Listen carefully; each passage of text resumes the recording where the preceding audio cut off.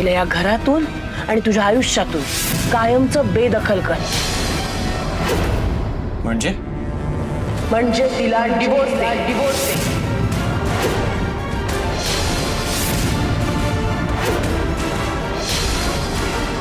आई तू काय बोलतेस? तुला जे योग्य आहे तेच बोलते मी. हे खरं तर तू खूप आधीच करायला हवं होतंस. हे बघ, हे घर आणि तुझं आयुष्य जर का तुला सुंदर व्हावं असं वाटत असेल ना, तर ऐक माझं. तिला या घरातून तुझ्या आयुष्यातून कायमचं काढून टाक.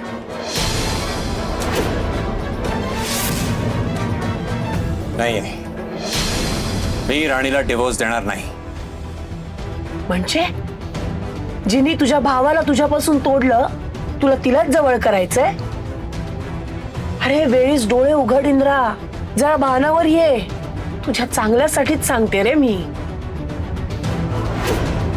त्या राणी बरोबरचे सगळे संबंध तोडून टाक. ते शक्य नाही आहे, कधीच नाही.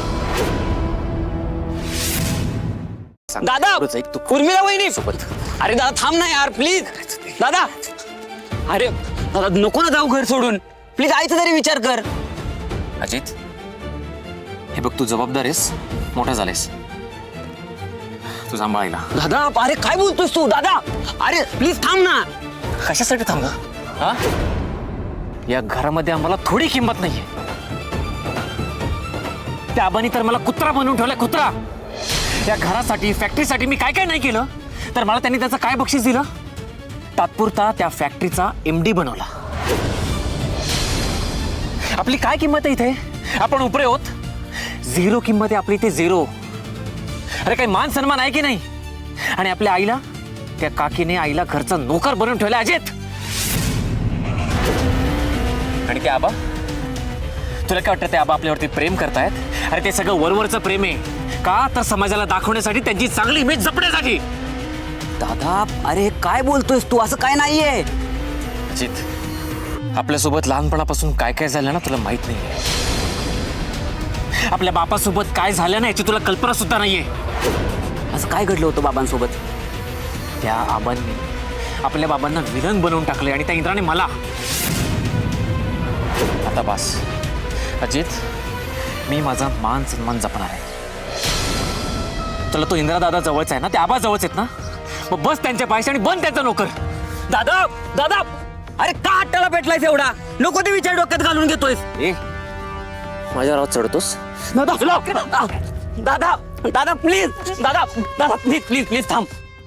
अजित, तुला सोड म्हणालो ना, सोड. दादा अरे तुम्ही दोघे जण आम्हाला हवेत. पण मला कोणी नकोय. तुला राहायचं नाही त्या घरामध्ये? हा, मग जा त्यांच्याशी, कर त्यांची हंजी हंजी.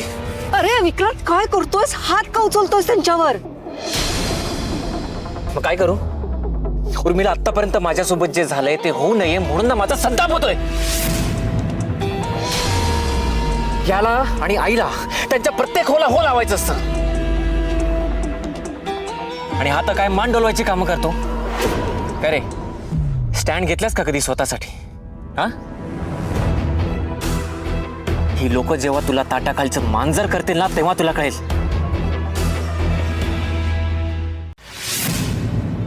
ठीक आहे,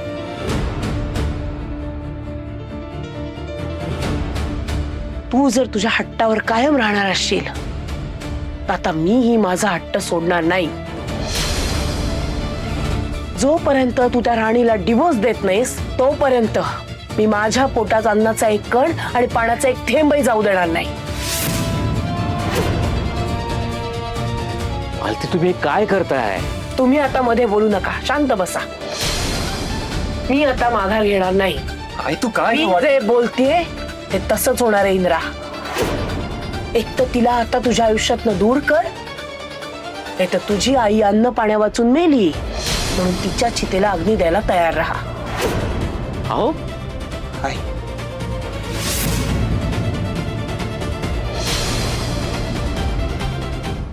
चल उर्मिला. दादा काय चाललंय तुझं? हे किती वेळ हे असं नाटक करायचंय? आणि हे असं उन्हात किती वेळ फिरणार आहोत आपण? बस झालं आता. काय, थोडे पेशन्स ठेव. या घरावर जर का राज्य करायचं असेल ना तर थोडं सहन करावं लागेल. बघितलंस ना त्या दोघांचा गेम कसा त्यांच्यावरच फिरवला मी. जर मी हे करू शकतो तर मी बरंच काही करू शकतो. So you better don't underestimate me Urmila. बस गाडीत. अरे पण जायचंय कुठे? कळेल. सगळं आत्ताच जर का सांगितलं तर होणाऱ्या खेळाची मजा कशी कळणार.